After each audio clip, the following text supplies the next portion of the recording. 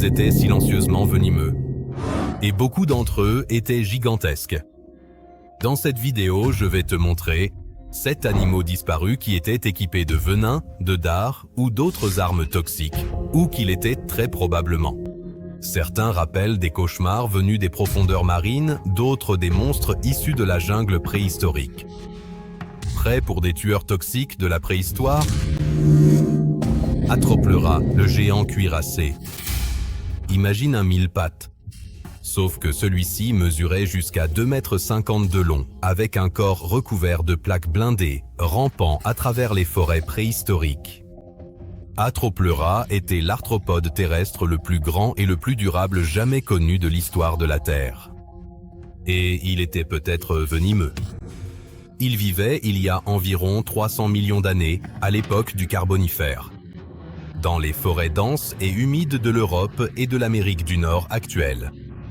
Sa taille énorme était due à la forte teneur en oxygène de l'atmosphère de l'époque. Jusqu'à présent, aucun organe venimeux direct n'a été découvert, mais de nombreuses espèces modernes de mille-pattes utilisent des toxines pour se défendre. Certaines possèdent des glandes qui sécrètent des substances toxiques pour repousser les prédateurs. Comme Atropleurat est apparenté à ces espèces, de nombreux chercheurs estiment qu'une stratégie similaire est probable. Imagine que tu te promènes dans une forêt préhistorique et qu'une créature articulée de 2 mètres de long se faufile hors des fougères, projetant des substances toxiques en cas de danger. Une créature comme celle-ci montre clairement que le passé n'était pas seulement grand, mais aussi mortel.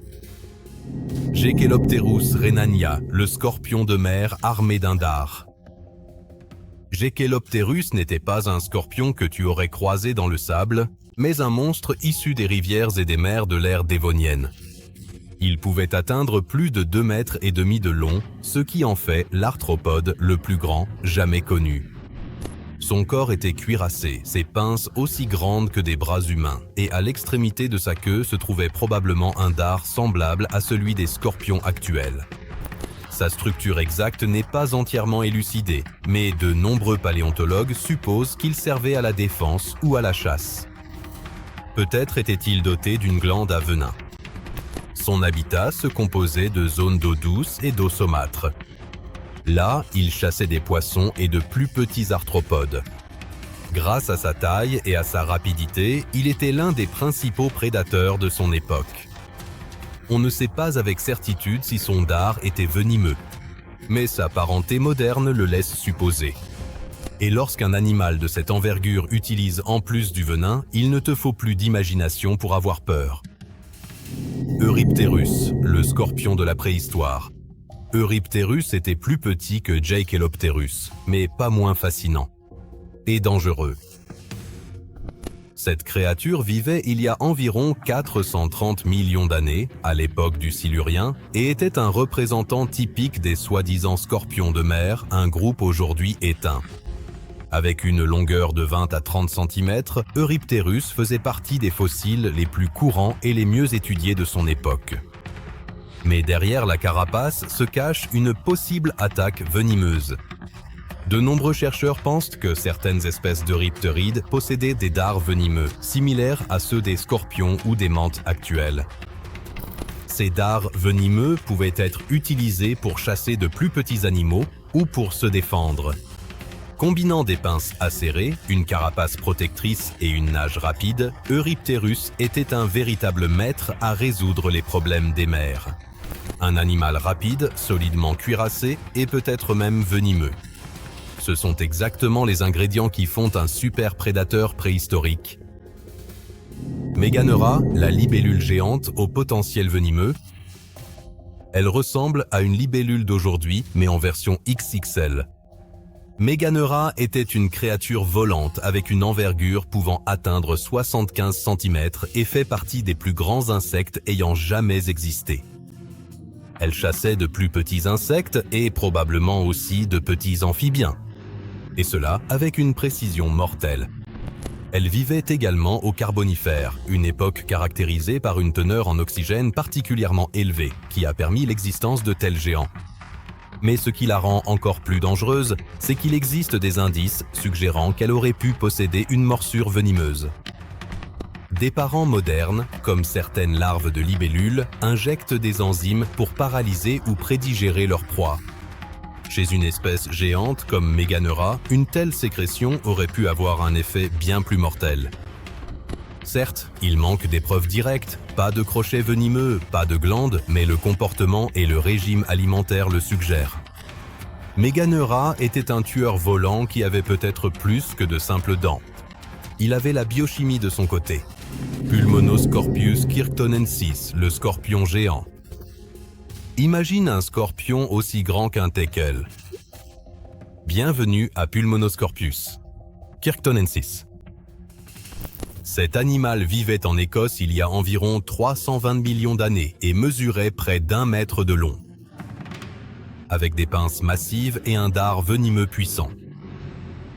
Son nom signifie quelque chose comme « scorpion pulmonaire » car il possédait des structures pulmonaires primitives, une étape vers la vie terrestre.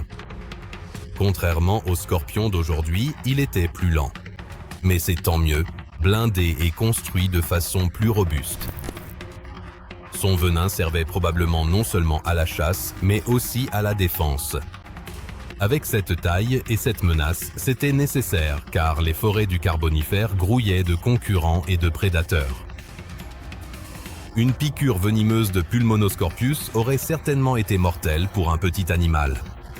Et pour nous, cela aurait probablement été une rencontre douloureuse, potentiellement mortelle.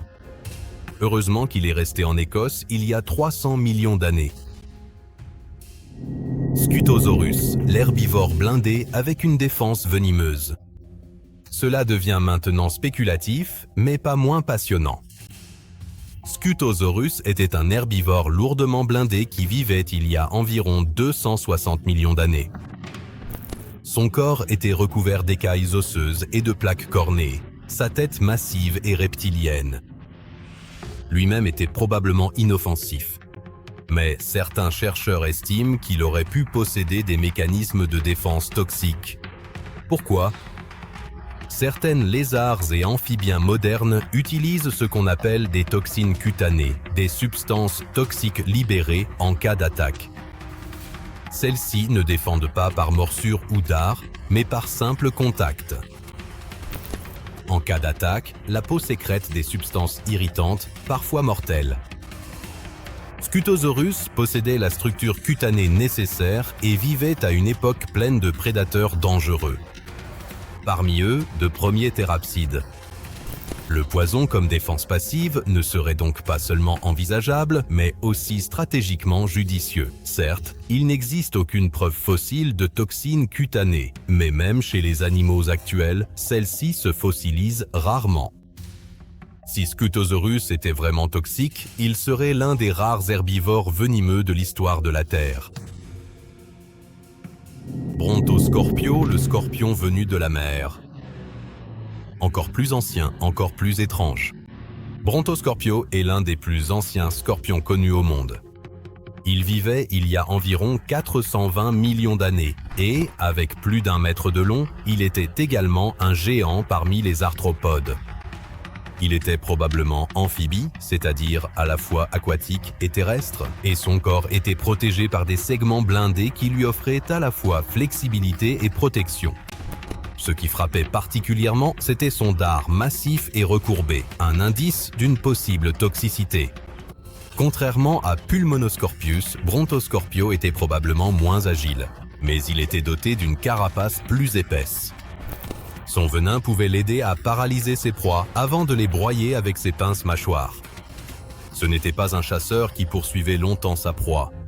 Il attendait, frappait, piquait.